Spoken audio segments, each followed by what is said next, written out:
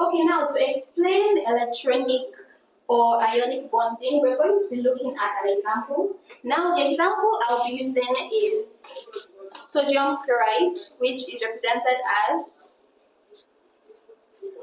Now, this is the first step in understanding electrovalent or ionic bonding. Now, I'll have to write down their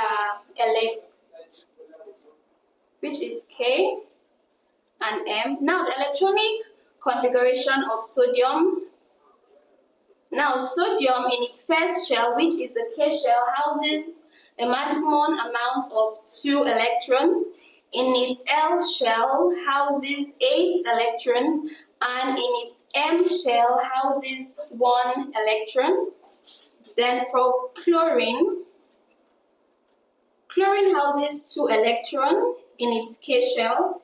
In its L shell, it houses 8 electrons, and in its M shell, it houses 7 electrons.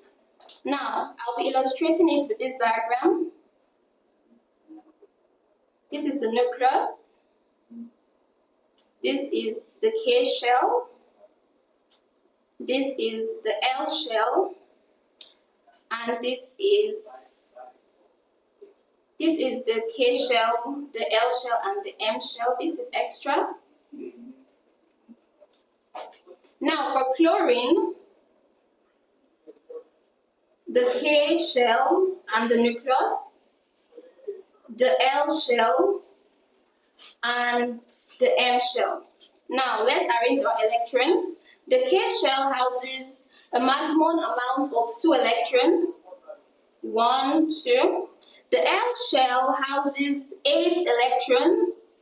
1, 2, 3, 4, 5, 6, 7, 8. And the M shell of sodium houses only 1 electron.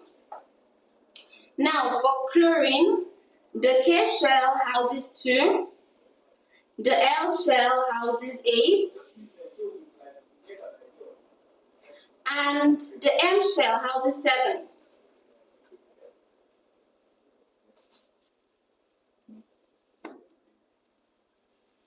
Now looking at the diagram, it's obvious that the outer shell of these both elements are not stable because they are not complete. Now for them to be complete, the outer shell, which is M, needs to have a maximum amount of electrons, which is 8, but then this in its M shell houses only 1, and this houses 7. Now for them to be stable, they have to, now there will be a transfer of electrons. Now sodium would then pair with chlorine, giving out its 1 electron to chlorine to make it 8. Now we see that there is a transfer of electron, which means sodium transfers 1 of its electron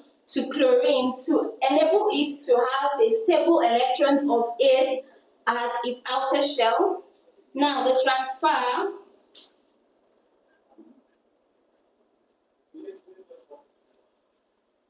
Now, by virtue of transferring this electron, it then combines and forms what we call sodium chloride. Now, sodium chloride is common salt, which is edible in